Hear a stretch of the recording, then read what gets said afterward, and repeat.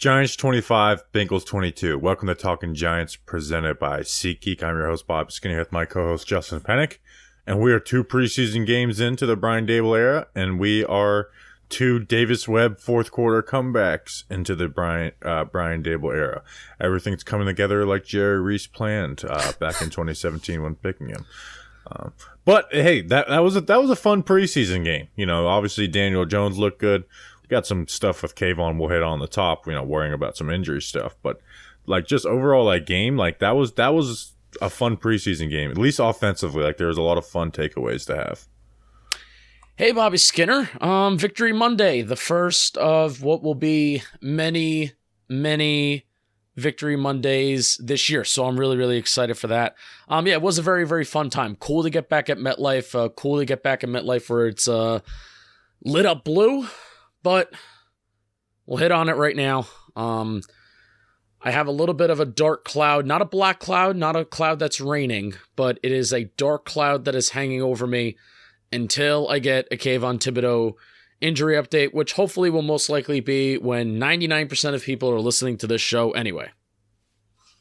Yeah, so obviously Thaddeus Moss, Randy Moss's son, hit him with a cut block on a wham block, which, by the way, isn't dirty. Like, I saw everyone freaking out and calling it dirty. That's not dirty. I mean, that's a very legal play in the NFL. In fact, we were praising Daniel Bellinger for making the exact same play last week versus the Patriots. Like, he did a bad job of it, like, because he's not a good blocker in Thaddeus Moss, but it is a clean play. Kayvon's got to know that that's coming. Like, hey, when a tight end's coming towards the line of scrimmage from one side to the other, that's a good shot that's coming. So it was a clean play. So Kayvon got up, was smiling, laughing with teammates, told reporters walking out. I said, I'm good. We're good. Good news. So again, we need to have an official update, but I feel pretty good unless something bad comes out. But for him to say, I'm good, we're good, good news, I feel pretty good about it. Yeah, smiling on the sideline was cool. But again, we got to get there. we got to get to 9 a.m., 10 a.m. tomorrow morning so we can get that update, Bobby Skinner. That's where we got to get to. But yeah, it was super fun. Just seeing Davis Webb, especially they go for it on that 2-point conversion too. It's like, oh, they're not going to kick the extra point. They can kick the extra point if they really wanted to. With the Julian Love and because Graham Gano goes out with that concussion. So Julian Love, Mr. Versatility, he can do it all with 2 beautiful holds. But on that 2-point conversion, you have Davis Webb rolling out to his right, and he just takes it in himself. The dude seriously does think that he has Josh Allen, Patrick Mahomes, and I love it. Yeah, I mean, just stat-wise, Davis Webb was 22 of 27, 204 yards, 2 touchdowns. Obviously, Bachman caught both those 11 catches, 122 yards. So 2 kind of insignificant players as far as like the Giants' actual future, but it was cool to see them have that moment. And listen, winning is a lot more fun than losing, not especially in the preseason, but even in the preseason. But let's talk about the stuff that matters the most, and that was Daniel Jones went out there and played 3 series. Before that, this episode was brought to you by Bernardo. His name is just Bernardo on here, and then his currency is just our money sign. So I don't know what that means, but thank you, Bernardo. And then Geo Thomas, he plays the Geo Guesser game. Justin, who are these people? Oh, Geo Guesser. Our bosses have a lot of fun with that. These wonderful people went to patreon.com/talkinggiants. For $2 a month plus some other tiers, you get to hang out with us live right now as we're celebrating a Victory Monday at 12:53 a.m. on August 22nd. You get to hang out with us live. Bobby Skinner will send you some stickers, magnets in the mail, plus shirt raffles 2 times a month. You can pick the Talking Giants Tailgate Crew shirts. I saw some of those shirts today. Some of the guys in the L16 Tailgate Crew, they had the shirts on. They look really, really good. They're some of my favorite shirts. Patreon.com/TalkingGiants. Love yous. All right, let's start with what matters most is the quarterback. Daniel Jones went 14 of 16, 116 yards, 0 touchdowns, 1 very frustrating interception. Very, very annoying. So, hey, but it was against backups, so obviously we have to put that disclaimer in there. But he looked good. Had the two incompletions. One was to David Sills on the sideline, which David Sills mistimed that jump on that catch. Yeah. Like it could have been a catch, not a guarantee, but it could have been a catch. And then Daniel Bellinger has a drop that turns into an interception. And I went and looked at like screenshots. It was right in his hands, and it was. He had a defender trailing, so it wasn't like you just want to put it in his gut because the defender could have got a hand on the ball. Like that, like Jones put that was great accuracy by Jones, and it pops up and turns into an interception, which is especially frustrating because it's Daniel Bellinger, because Bellinger's not supposed to have drops. He's not going to be this huge playmaker in the offense anyways. So when we call upon him, he needs to make those catches. Like that was very frustrating. Evaluating a preseason game, it's like, okay, you know what, that interception doesn't count on Daniel Jones, but just in a game that happens, that's an interception where they could have gotten scored points, and instead, they're taking it the other way, and they have good field position. Yeah, we're basically talking about the starting offense, moving the ball somewhat well. Daniel Jones seems like he has control of the offense, and I think that's the phrase that Brian Daboll used when summarizing Daniel Jones's night during his post-game presser, is Daniel Jones just had control of the offense. And I would say that's how I feel about Daniel Jones stemming from this game, but Kenny Golladay dropped touchdown pass week 1 against Patriots, and then Daniel Bellinger, this tipped ball that, led to an interception. I mean, that stinks. And those have been things that have in the past, especially with Evan Ingram and just receivers dropping balls in general. Those are things that have derailed drives and just derailed games in the past, and you just can't have that in an offense that has had a lot of trouble scoring points through the past couple years. Yeah, it's just very frustrating. And again, especially because Daniel Bellinger, 0 drops last year at San Diego State, not going to be used a ton in the passing game. So when we call upon you, we need you to make the play. And I thought it was interesting that I was listening to the positional coaches' press conferences that came out later last week, and Andy Biscoff, the tight ends coach, was talking a lot about Daniel Bellinger as a receiver and as a route runner versus like as a blocker, because he was not really that experienced. Didn't get the ball thrown to him a lot down the field at San Diego State. Because Bobby and I, Bobby, you've been doing a lot of talking about, well, how is Daniel Bellinger going to look as a blocker? That's really what's going to tell the story of his rookie year. Didn't really talk about his blocking, but Biscoff talked about how he needs to get those reps and he needs to get that experience running those routes down the field and catching the ball and all that part of that process. So I'm not that worried about Daniel Bellinger, though. I think because I don't think he's going to have that huge role, number one. And number two, he was pretty reliable at San Diego State. So just don't do that again. Yeah. But Daniel Jones overall, he started out, the offense has more space, some high to low stuff, but I like that one thing, they're putting the checkdowns in the middle of the field a lot of the time. So Daniel Bellinger did get one of those checkdowns that was in the middle of the field, and I was like, oh, that's what Daniel Jones is really good at. Yeah, and it was one of those tighter ones where it's like, okay, that gives you flashbacks of 2019 Caden Smith a little bit. Yeah.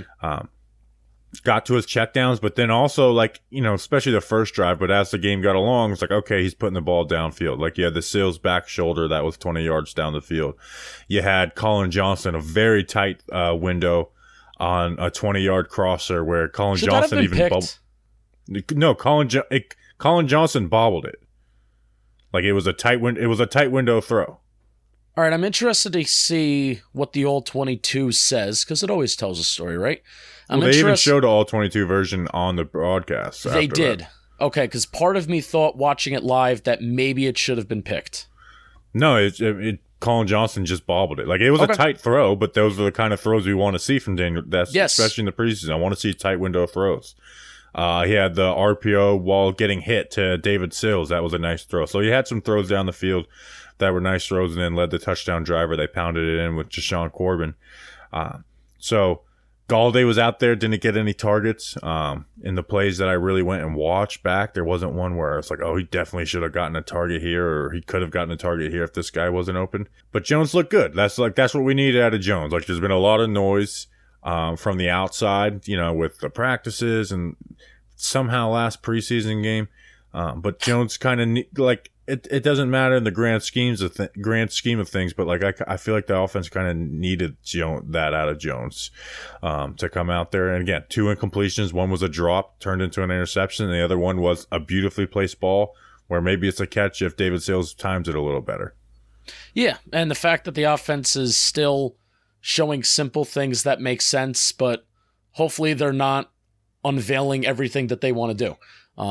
Do I want to see some more stuff, maybe a little bit past the sticks, less checkdowns? Yeah, but let's save it for week 1. But at the end of the day, again, I'm kind of searching for a reason to talk about Daniel Jones right now. I just don't have that much to say about Daniel Jones. He looked all right. He looked in control of the offense. And, for me, that's what I'm expecting out of him right now. Yeah, and I just like that he was going through progressions and like, hey, when you need to get to the check down, get to the check down. Not taking forever, and also letting the check down get some yards after the catch, which was good. Which I will say, if I don't want this to quickly transition us to Antonio Williams if we're not ready yet, but that is very, very cool in this offense, if that is going to be a thing. Now, the defenses are running very vanilla stuff, but through these first 2 weeks, and especially today with Antonio Williams, seeing the space that he had after the catch, and that gets me especially excited for Saquon Barkley. If he's going to have this space as this check down option that's being targeted still in front of the line of scrimmage, I'm very excited for the running backs and getting a lot of volume and getting a lot of catches. And that, in my brain, is like an extension of the running game. Like running backs that are getting those, little dump off targets that are getting 5-6 yards on a 1st and 10 or even a 2nd and long. That's an extension of the running game. There was a lot of times that I saw in the second half of this game where they're throwing the ball a lot on 1st and 10. That was by design, by the way. We're going to talk about that a little later too. Daboll did say that in the second half, because of the makeshift offensive line that they had, that it was very much by design. Davis Webb had 27 passing attempts. That was by design with the makeshift offensive line because they didn't want them run blocking often. You saw constantly how on 1st and 10, they're getting 5-6 yards, with a little check down, Alex Bachman in the middle of the field. That's the stuff that's kind of cool to see where, you don't really want to be running the ball a ton on 1st and 10 in the NFL today because that's not the smartest of plays. You especially don't want to be doing it on 2nd and long. So if you can have certain pass plays that are extensions of the running game, I love that stuff. And that's the stuff that's been missing from this Giants offense the last few years. Early down efficiency. And it just looks like this offense is going to have more space. Like we're seeing the basic parts of it. They're playing with some tempo as well. And it's okay, it's like the Bengals in this preseason game played a soft zone.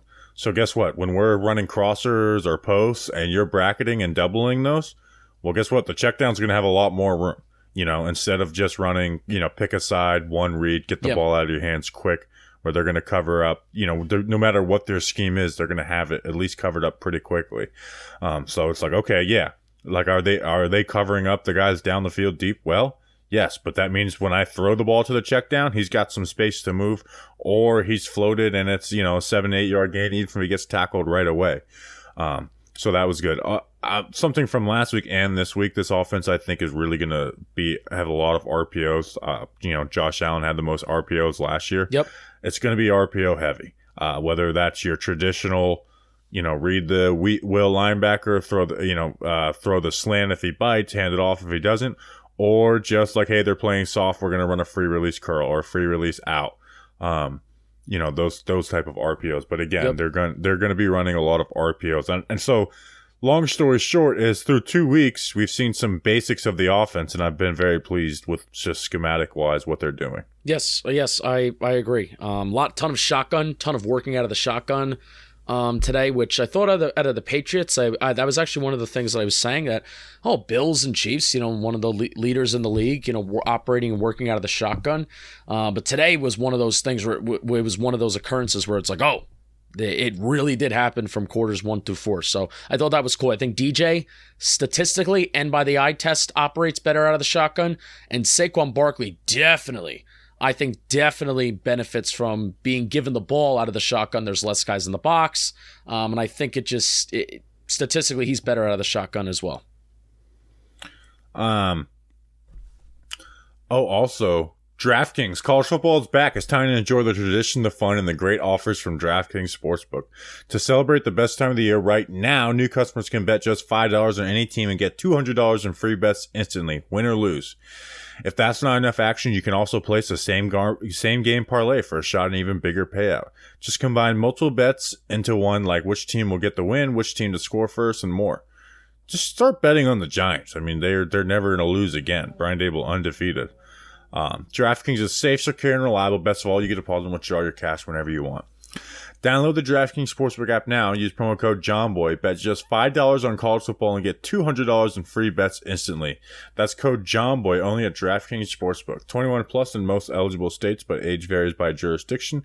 Eligibility restrictions apply. See DraftKings.com/sportsbook for terms and resources. Gambling problem? Call 1-800-GAMBLER. In Tennessee, call or text the Tennessee Redline at 1-800-889-9789. In New York, call 877-8-HOPE-NY or text HOPE-NY. One per new customer, minimum $5 deposit, and wager $2 issued as 8 $25 free bets. Okay, other things with the offense we want to get into. Offensive line, I thought Evan Neal looked stalled for the most part, but he did have a couple bad reps. There was the one where he gave up a little bit of a pressure on Tyrod Taylor. It wasn't actually that bad of a rep, but it wasn't a great one either. But there was one rep where he got spun around. But overall, Evan Neal looked calm. He's keeping his feet moving through contact. He was getting to his landmarks. I thought he looked a lot better versus the Bengals backups than he did versus the Patriots backups last week. Looked more comfortable, which is good, in your opinion? Yeah. All right, good. Yeah, he just looked like he belonged out there. And obviously, Evan Neal's, he's a rookie. It should get better week by week. Now he's got reps he's got to clean up. Like, that ugly rep I mentioned, maybe you'll see it when I post all the Daniel Jones throws tomorrow. I'm gonna do the same thing that I did with Evan Neal last week, and I'll zoom in on him and stuff like that. So, well, when you're listening to it, it's just they're sliding, so it's not the right guards are there to help, but he goes for that punch. Deanne gets his hands inside, turns him around and just kind of spins him around. So that was not great from Evan Neal, but again, I thought he looked fine today. And then Devery Hamilton, we talked about watching out for him. He looked, whether it was at left guard or left tackle in the run, like on the Deshaun Corbin touchdown, he was the guy who had a beautiful down block. He held his own in pass protection. I'm not saying Devery Hamilton is like, okay, we now have our swing tackle, but I do think we have our 8th offensive lineman for sure in Devery Hamilton. Josh Azudu is a lock as a backup. And then it's like, okay, who are the next two? I think Devery Hamilton is definitely going to be one of those two. And then the third will probably be a tackle from another team. Yeah. Bobby Johnson spoke for almost a minute and a half during the positional coaches' press conferences towards the latter part of last week. And I don't think that's by accident. I mean, he literally started at guard when the first team was out there, when you had Thomas and when you had Evan Neal out there. And then the right side of the offensive line, I think, stayed out there through the second quarter, and then Andrew Thomas came out, and Devery Hamilton went to left tackle before the final group of the offensive line came in. So he's a fun dude. I'm with you. I wasn't thinking to myself that he was a lock to make the team, but after hearing what Bobby Johnson has to say and the fact that every single thing that the coaching staff has asked him to do, he's done a solid job in, I hope he does stick around. I think he deserves it. So, who doesn't deserve is Will Holden at center. Oh my boy. God, it was so brutal. I thought that was going to, at the start of the second half, I thought that was going to tank the second half. Yeah, me too. It was like, okay, this guy's going to ruin, we're always going to remember Will Holden for being the guy who just tanked an entire half of preseason football. It was, he couldn't have snapped the ball. Yeah, Davis Webb went 22 for 27. Some of those incompletions have to be on Will Holden. Just not getting passes. Well, not getting the ball back in time, because it was, these are certain plays that are designed to get out of the, get the ball out of the hands of the quarterback pretty quick. And Holden just had no velocity on these snaps that were coming back too, even if they were on target. It was crazy. Yeah, so hopefully we have someone else besides Will Holden at backup center next week. Here was the offensive line that we had for the majority of the third quarter, then all of the fourth quarter. Eric Smith, and this is from right to left, I want to say. Will it be easier if I read it from left to right? I think so. That's how we read. Left was Roy Mbatika, Josh Rivas, Will Holden, who just started playing center, I guess today. Chris Owens, who looks very small, and Eric Smith. So that was the offensive lineman. I told my buddy Jimmy, I said, if any of these offensive linemen make the final 53-man roster, I'm Venmoing you $10. I don't think any of them will. Rivas definitely wasn't. They only brought him back out of just necessity. and Batika's not going to make it. Will Holden's not going to make it. Owens isn't going to make it, but I am interested to watch him. Like I remember seeing some clips of him small. At Alabama at right tackle. And then Eric Smith, I don't think is definitely not making the team. So no, it's like there was one play.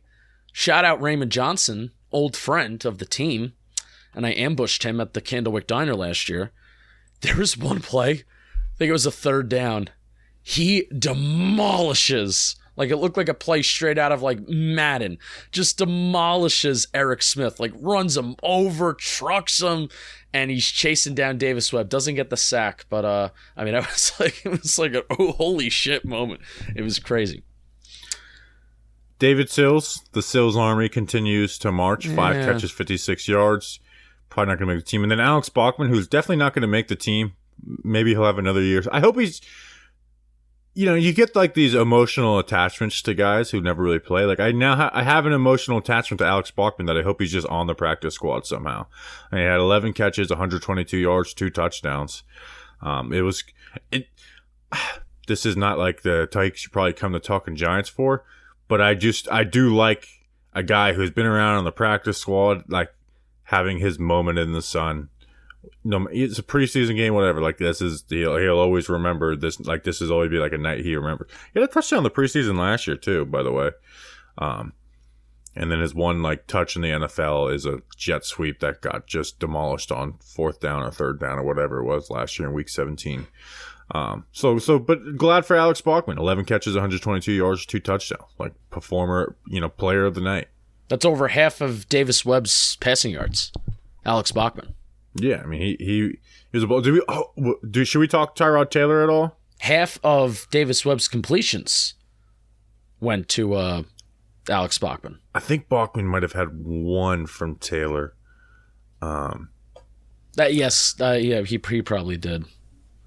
Taylor, like that Richie James throw on the sideline was just too high.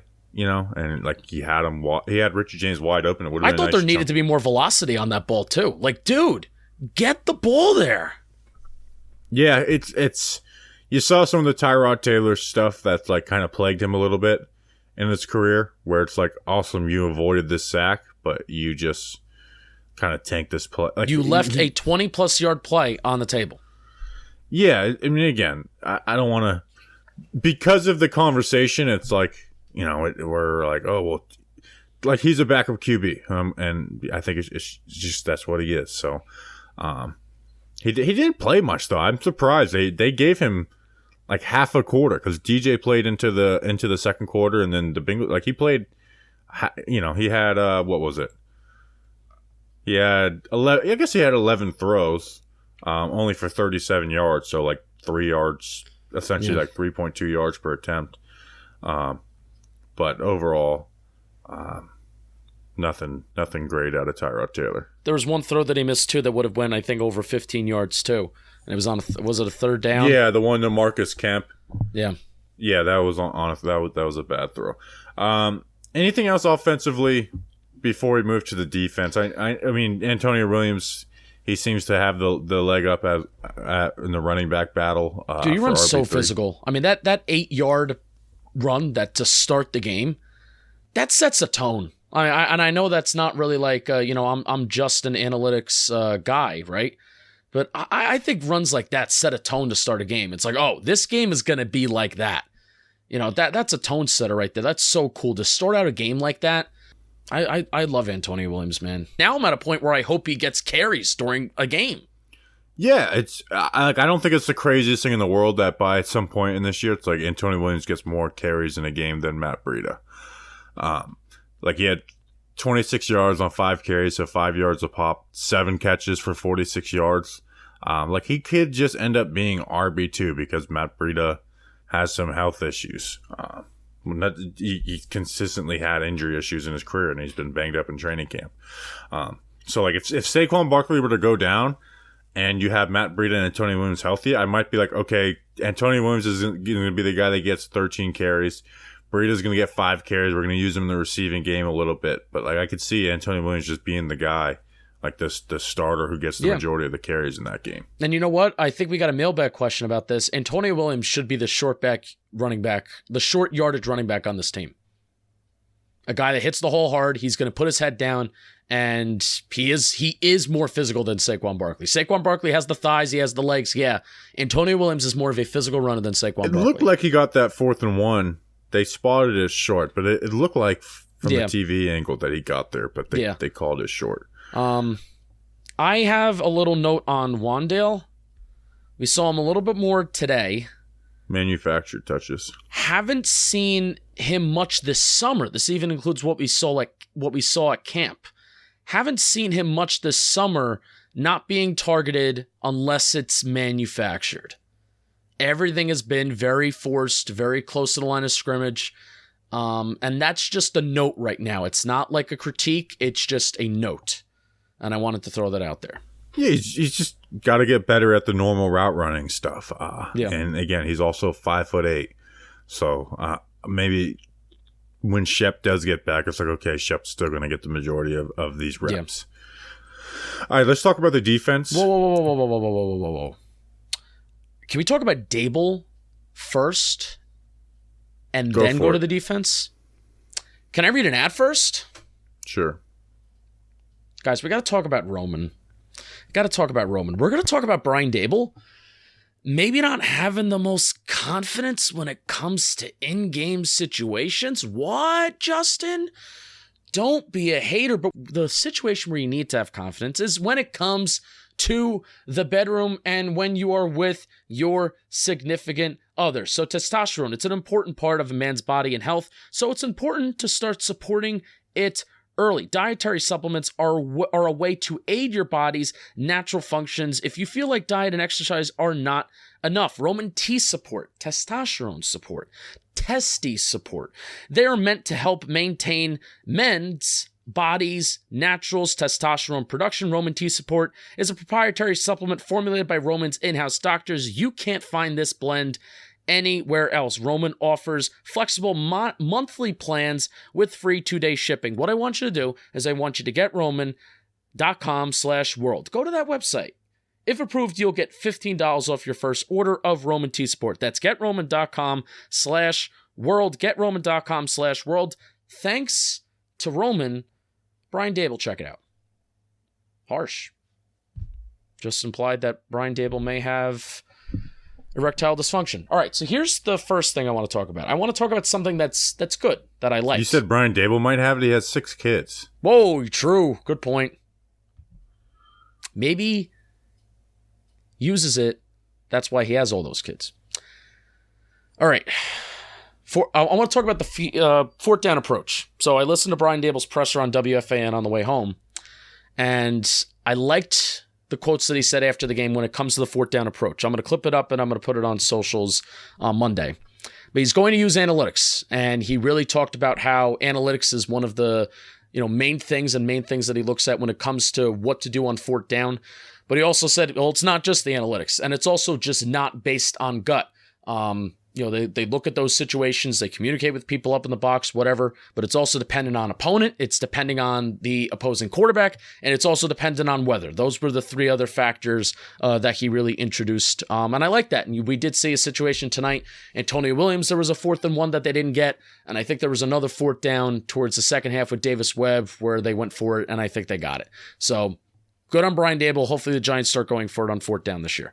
When it makes sense, right? When it makes sense. When you're across the 50-yard line, maybe you're borderline field goal range, punting range. Cool. The situation that I want to talk about, first quarter, 3rd and 16, the Giants' 32-yard line. So that's a 50-yard field goal. There's a holding call on Cincinnati. Brian Daboll declines. McPherson hits a 50-yard field goal. Brian Daboll says after the game that he probably should have accepted it. I would agree with that. Now, what I would have loved Brian Daboll to say is, I probably should have accepted that, and in the regular season, I am going to accept penalties like that, because then a 3rd and 16 becomes a 3rd and 26, and then that 50-yard field goal becomes a 60-yard field goal. But I would have liked for him to say in the post-game presser, not just that he made the mistake, but in the regular season, I will accept things like that. And just because it's the preseason, I didn't want my defense to run a play unnecessarily. I don't think that's why, though. I think he just looked back at it and I should have accepted. I don't think that was some grand scheme thing of it. I think he just admitted, like, I screwed up on that. Yeah. So this is a first-year head coach who has been a play caller for the last couple of years, since 2018, I think, right? So he's got to get used to, and this even comes with approaching fourth downs too. He's got to get used to making those in-game decisions, because now that's his responsibility. You know, Mike Kafka is now in the booth. It's his responsibility of, are we going to go for it? Are we not going to go for it? You know, if there's a defensive penalty on a 3rd and long, am I going to accept that to take the kicker out of field goal range? So that's something that we have to keep an eye on of Brian Daboll. So first test that we had of Brian Daboll, you know, kind of helping out his team a little bit. There's not really a lot that a head coach does. If your head coach isn't the primary play caller, there's not really a lot that he can do to have an impact on a win or a loss. McPherson making a 50-yarder, forcing having to kick a 60-yarder or punting is the difference sometimes between winning and losing a game. Yeah. Oh, going back to the fourth down thing, I would like to think, and I would hope, that on that fourth down where they ran the ball with Antonio Williams, the play before was 3rd and 5, and Jones threw it to Antonio Williams in the flats. I would like to think that they communicated to Jones beforehand that, like, hey, you know, we'll go for it on 4th if we gain some yards on this. I think they did. Don't need it. I just hope that's a part of their process, where it seemed like the last 2 years that wasn't, where it'd be 3rd and 5. They would huddled. Throw it 3-4 yards, and then they wouldn't go for it. And I just didn't know if there was that communication. And even then, it's just kind of bad process anyway. So I hope there was that type of communication that, hey, we're going to go for it if we need to get some yards on this. So hopefully that. All right, now let's talk about the defense.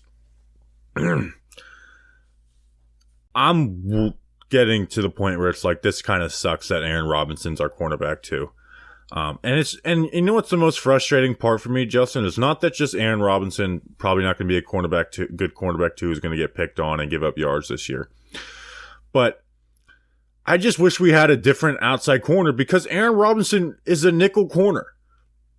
Played nickel corner at UCF, drafted to be a nickel corner. Like, he's a nickel corner, and he kind of is like the nickel corner that NFL teams are looking for when they approach the draft in the mid-rounds. Is, guess what? A guy who can play man coverage, he'll be physical with you, and because teams are spreading the ball out, tight ends are being split out and aren't the greatest blockers, like, you need to be able to fit up in the run game. And it's like, when we hired Wink Martindale, there was 2 young guys who I said are great fits for Wink Martindale, Aaron Robinson and Azeez Ojulari on the team.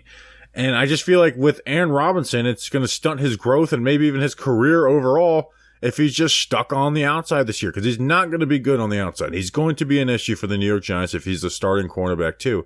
And I just wish we had some other option so we could let Aaron Robinson play in the slot. And I know they drafted Cordell Flott, but again, Aaron Robinson's best spot is there, okay? And I think I think there's a chance he could thrive there potentially. But it's just, I just don't see it happening on cornerback too, and it sucks we're in this situation. I had this kind of thought with Aaron Robinson where I think 50% of the time he's going to make a really nice play in the football. He may get beat at the line, but he's going to recover well, and he's going to have that pass deflection. It's going to be like, oh, that's a really good Aaron Robinson play. But then I also think 50% of the time he's going to allow a catch. And what's been happening is that catch is an explosive play. It's not just allowing a catch underneath. It's not just allowing a 5 to 7 yard catch and then the offense stays on schedule. He's allowing big plays. And that is where you can just show up more on the outside too. That is where you can just tank a defense where, you can make a nice play on the ball 50% of the time. But if that other time that you're allowing a catch, it goes for 10 plus yards, 15 plus yards, that can tank a defense. Yeah, man, and it's just, I don't like that we're in this situation with our cornerback 2 spot. I wish there was somebody, and again, I'm not expecting someone good to be out there, but at the same time, Aaron Robinson's not going to be good out there either. And his flaws, like you said, losing the release. You lose the release on the outside, and like you said, it's going to lead to big plays. It's not going to lead to having a high completion percentage against you. It's going to lead to big plays, and that's his biggest flaws. He can very easily lose that release and get stacked quickly. And I don't care how good his ball skills are, he's not going to be able to just like overcompensate for that. He's not going to be Trevon Diggs. That's just not going to happen. So I wish there was a way where we can just put him at nickel. And it's like, I don't care about, that's where Cordell Flott is going to play. I want guys to play at their best position, and I think that's where Robinson fits. Yeah. And it's just kind of frustrating for me right now. It's tough to fully get a read on this defense, though. Unless Wink Martindale is kind of doing the things that he wants to do up front, and you don't have Leonard Williams, obviously, still, which I think makes a huge difference. Did see Blake Martinez back out there tonight, which was really, really cool. Just cool to see him navigate and lead the first team out there for the limited times he was out there. Tay Crowder made some nice plays as interior linebacker number 2, which I thought was cool. He was flying around a little bit. He had that tackle for loss on the swing pass. Yeah. So he looked. I mean, he looks a lot better when he's not playing the Mike linebacker. But it's tough to just get a read on the defense because they've allowed yards, like they've allowed plays, and they've allowed kind of drives to sustain themselves. I think they got kind of lucked out a little bit tonight with the Bengals offensive lineman getting so many holding calls, which Azeez Ojulari forced 2 of those. It was great to see him out there.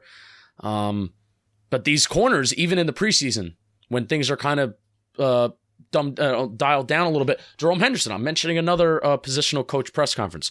Jerome Henderson did say that they purposely want to leave these guys on islands as a way to test them, as a way to really get the experience in there. If you're going to allow a catch, if you're going to have a nice pass deflection, if you're going to make a play on the football, which I think guys like Zion Gilbert and Darren Evans did a solid job tonight of making plays on the football. Unlike last week against the Patriots where nobody could turn around and play the football. So, hey, Bobby, here's the consolation thing. Maybe, just maybe, during the regular season, Aaron Robinson will be the guy that's going to get some help and that's going to get safety help. And right now it's by design that Aaron Robinson is being left on an island all alone to handle wide receivers. So that's the optimistic take right there.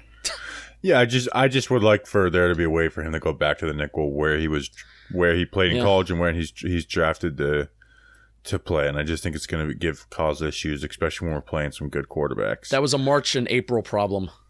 I know, and it was just like this kind of playing up hope that Aaron Robinson will be able to transition the outside and look good, and I just don't think that's going to happen.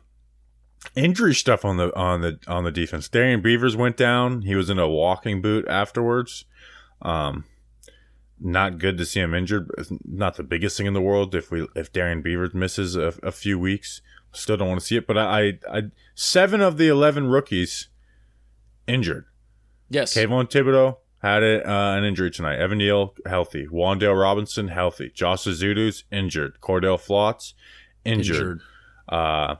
Dane Belton injured. Daniel Bellinger healthy.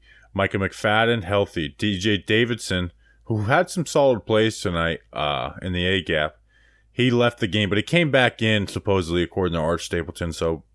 But still, nonetheless, and then Darian Beavers now injured. I mean, that's 7 Marcus of the 11 rookies. And then Marcus McKeithen tore his ACL. So 7 out of the 11 guys drafted have dealt with injuries. Yeah. Maybe 6, depending on if DJ Davidson just, I don't know. He supposedly came back in on the field goals team after. So, but hey, Beavers was having had a good preseason week 1.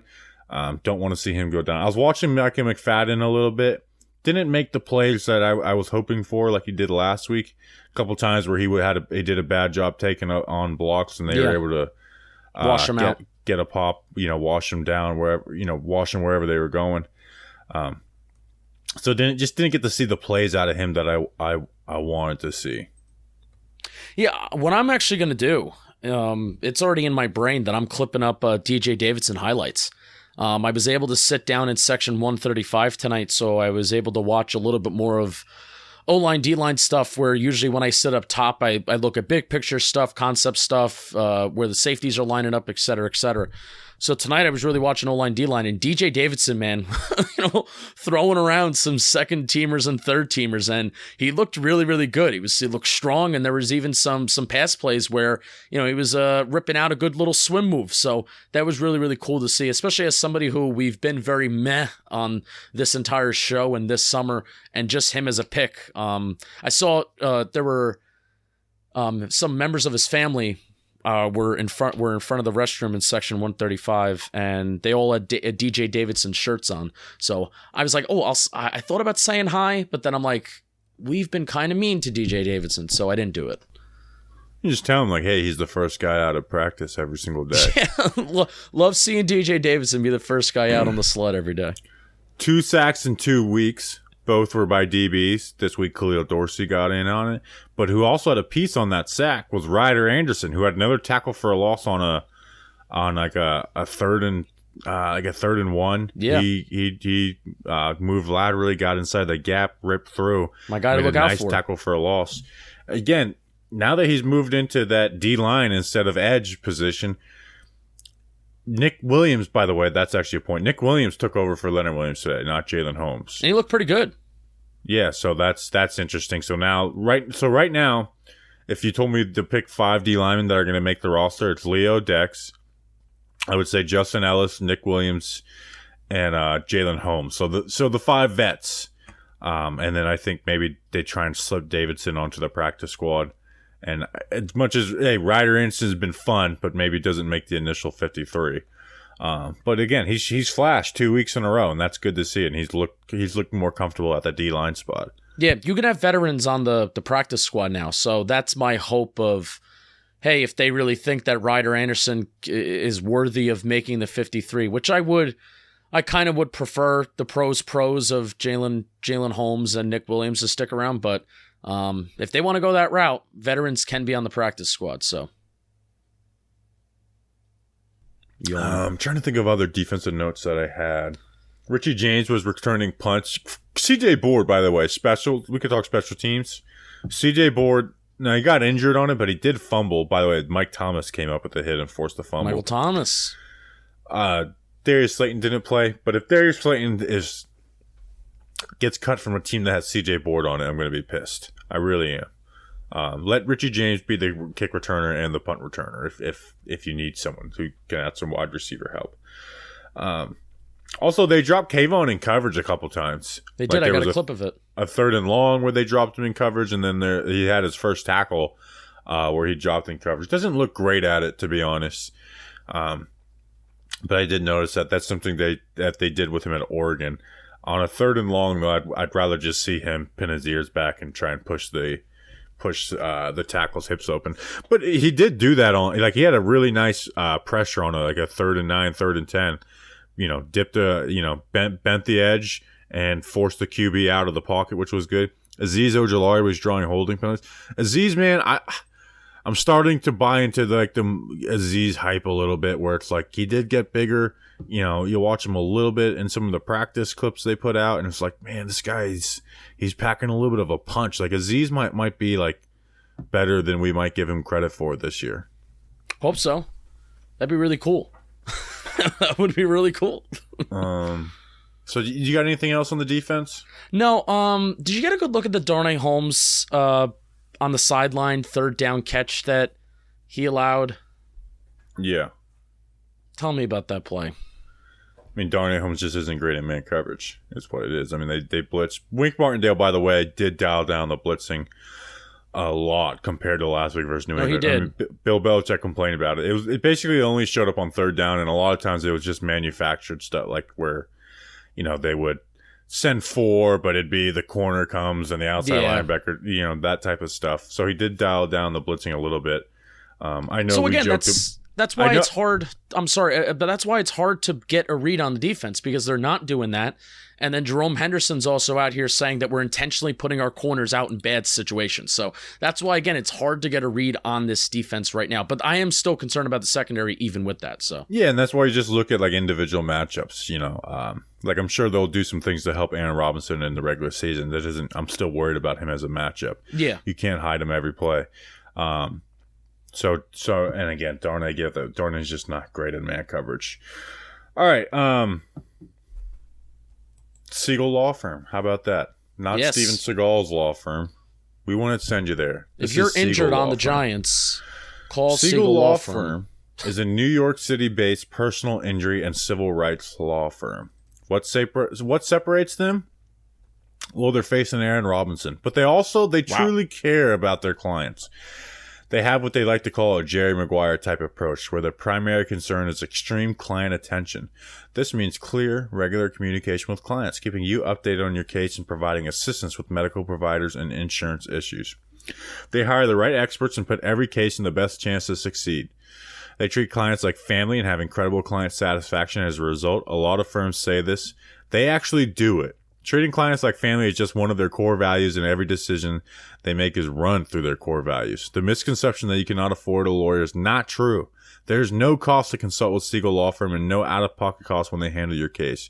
You don't pay anything until they recover for you, and then they share a percentage of that recovery. There's nothing to lose, so don't disqualify yourself from a case for no reason. It's always worth a call to Siegel Law Firm. Give Siegel Law Firm a call at 646-810-3337 or visit them at Siegel-lawfirm.com to get the legal support you need. That's SEGAL-lawfirm.com. Was that like an ESPN breaking news update? Or Yes. Or are we reading dumb tweets? Art Stapleton, well, that too. Art Stapleton, 3 minutes ago. Giants optimistic Kayvon Thibodeau avoided significant knee injury after initial exam per SAS. There we go. Okay, but so further testing will determine recovery. Can we do dumb tweets? Yes, can I go first? Go for it. Jesse Morse, medical doctor. Kayvon Thibodeau looks like a right MCL sprain. ACL appears to be spared. Now, that could be true. Probably sounds like it is, I guess. Walked off under own power, was smiling and happy on the sideline after being checked out. Wouldn't be surprised if they did a precautionary MRI. Good thought, doctor. So I replied, and I said, this is honestly one of the first times that I've ever done this, that I've ever did this. I replied and I said, shut up. The tweet has 136 likes. My reply has 74 likes. And then he replied to me and said, Justin, comma, what's good? He's a fan of us. He is? Yeah. Oh, so should I have not replied that? I don't care. I mean, I hate that doctor. I don't care how often they're right. I think it's reckless for them to do that. I agree. There's no, the only point is for them to gain followers on social. It's just, I don't know. Maybe some people disagree. I don't like that. I don't like giving medical diagnosis when you're not there doing it, especially with, again, like doctors are supposed to be like held to a different standard. I think this guy might be featured in the dumb tweet segment game day episode. Hopefully we get some wins, because after wins we can read dumb tweets. After losses we're not really in the read. I just don't think it's going to work with Connor Hughes. Tweet and ... Daniel Jones is intercepted, #Giants, and did not tweet any context until like later at like when Daniel Jones left the game. He like said something about how the interception wasn't his fault. You can't do that. And then I know what you're doing. Like you don't so someone replied with the Media Some Clowns t-shirt, like you should get this shirt. You'd like it well. And then he got mad. Yeah, and he said, he like posted his screenshots where he said, like, I was impressed with Daniel Jones the first quarter. One mishap still should have been complete. Quick, and these are tweeted like full quarters after. Daniel Jones' night is over. He went 14-16 with 416 yards when the interception not as like so. Again, but we know what he's doing, and Jets fans have said he's looking to get as much interaction, and just saying Daniel Jones got an interception. I just don't get it, man. Why not just give the context? Like, more people will respect you in your profession if you just give the context. I mean, if you didn't get mad about people calling him out for it. At least Pat Leonard just embraces it. Correct. That's my point. Yeah. Don't act like don't act like we don't know what you're doing. Anyways, he tried to play nice with us, and I just can't do it. And I'll be nice to him and everything like that. But then, and I'm not gonna. I don't really reply like to beat reporters like that. Like everybody, like some other people do. Which I mean, do what you want as a fan. I mean, you have every right to. But also on the show, it's gonna be like, that's you don't really have a good standing to complain when people call you out for stuff like that. You don't. Yeah, like that's just lame to me. So, this one, I've debated whether reading this guy's tweet out. This was actually before the game. Because I can't tell if this guy's trolling. And it's the Breaking Tackles Giants podcast guy. Oh, you know love who that him. is? Didn't he say that Jake Fromm was better than Daniel Jones? Yeah. So I cannot tell if he's trolling or not. I really can't. Because he does like some film stuff. It's like, I just can't tell. So like he had before the game, just randomly. So when is Julian Love going to make a play? Because I keep hearing he's great.